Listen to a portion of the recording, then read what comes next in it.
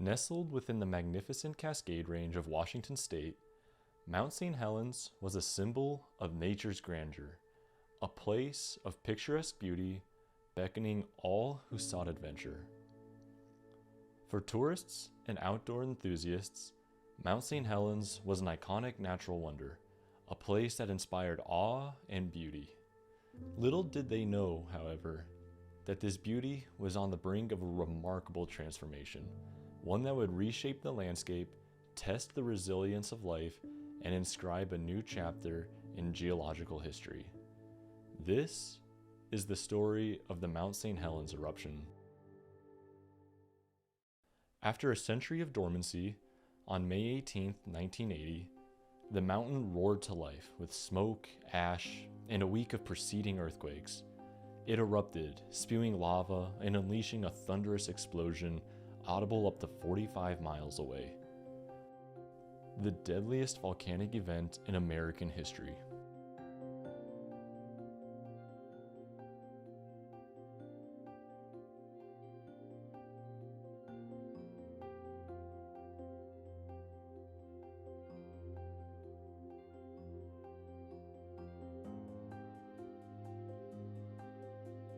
The first sign of activity was March 16, 1980, when a series of small earthquakes occurred in the area as magma would begin its move up to the surface. On March 27th, after hundreds of additional earthquakes in the 11 days between, Mount St. Helens would begin to erupt for the first time in over 100 years. As the magma made its way up the mountain, it eventually got close enough to the surface to hit the groundwater. This interaction would cause a steam explosion that blasted a nearly 250-foot crater through the summit of the mountain. Within a week, the crater expanded to roughly 1,300 feet in diameter, while at the same time 2 additional cracks would form along the volcano's summit. This would mark the end of the first phase of activity. Smaller eruptions would begin and persist from May 7th to May 15th. During this time, over 10,000 earthquakes shook the volcano. This would cause the north flank of the volcano to protrude nearly 450 feet, creating a very noticeable bulge in the side of the mountain. This deformation provided strong evidence of magma intrusion into the volcano, resulting in the formation of a cryptodome. On May 17th, the story remained similar. Mount St. Helens was still very active seismically, recording hundreds of earthquakes per day, but the volcano was still unusually quiet given all this seismic activity. However, at 8:32 a.m., a magnitude 5.1 earthquake would hit, and that would begin the chain of events that would change everything.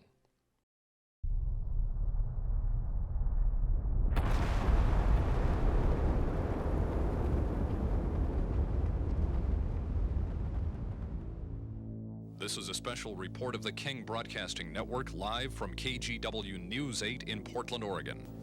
For Robin and Ralph, the volcano's blasts have come with a vengeance today. Winds pushed the ash east into communities like Yakima, turning Sunday noon into the dead of night. As we've been telling you all day, the mountain, of course, in its largest eruption ever, and we do have that eruptive material down what is the northwest face of the mountain, and that is a little different.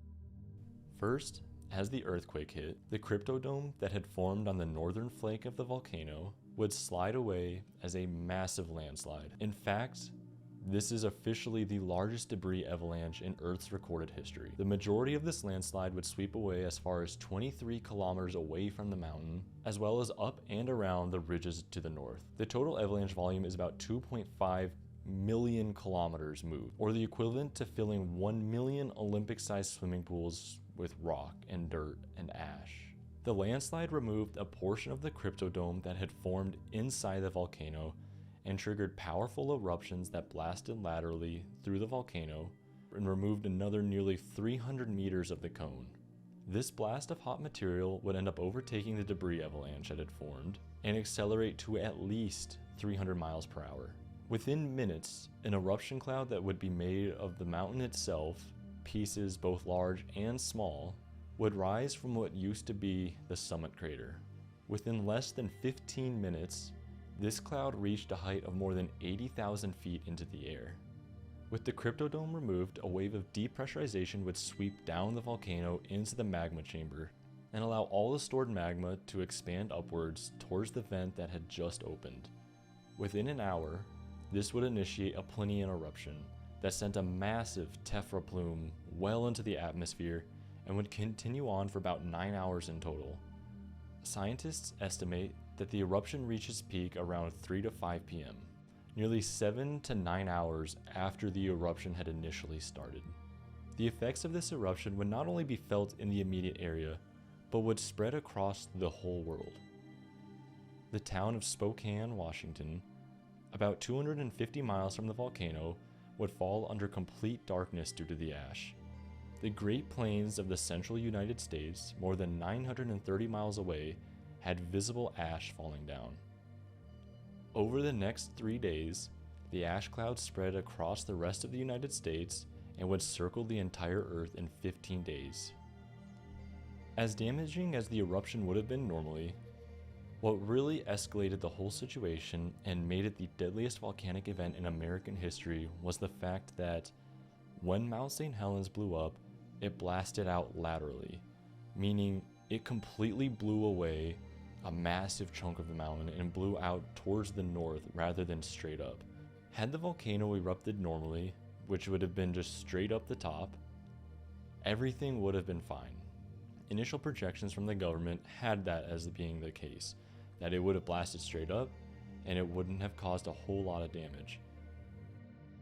Within a minute, the debris, the pyroclastic flow, all began to pour out and shoot out to the north at nearly the speed of sound. Within minutes, covering miles and miles and drowning people in ash and rock that thought they were safe. After this initial explosion, however, the more damaging parts of the volcano would start. By noon, the pyroclastic flows would begin to pour out of the crater at speeds of 50 to 80 miles per hour and would spread as far as 5 miles to the north. When the eruption started, it would melt all of the snow, ice, and glaciers that had been resting atop the volcano, and when combined with the pyroclastic flows and the landslides, the lahars formed. Lahars are heated mudslides that in this instance carried so much debris and speed, they would sweep through most of the surrounding area of the mountain, ripping trees from their roots and destroying roads and bridges. The largest lahar that would cause the most destruction would end up forming in the North Fork Toutle.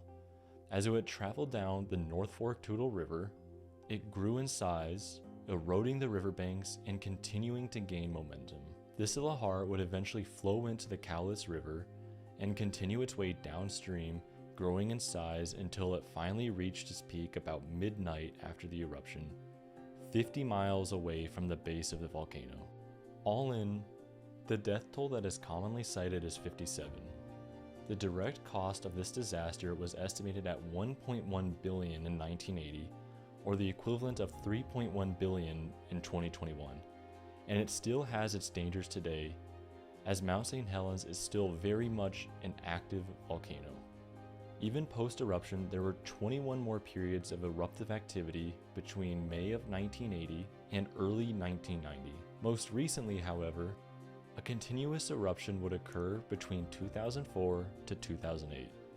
It was considered a gradual building of a new lava dome happening, as at no point during this continuous volcanic activity did the new dome rise above the crater created in 1980. But given enough time, most likely outside of any of our lifetimes, the dome within the crater will grow, and there could end up being a repeat of the 1980 event that ended up being the deadliest and most damaging volcanic event in American history.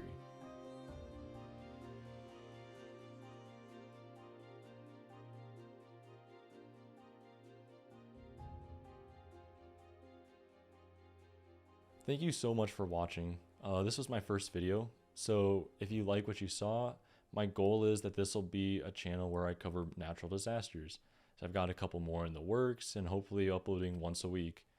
So if it's something you're interested in, please like, subscribe, and leave me a comment. Let me know which videos you'd like to see me talk about, or like which natural disasters you would like to see in videos.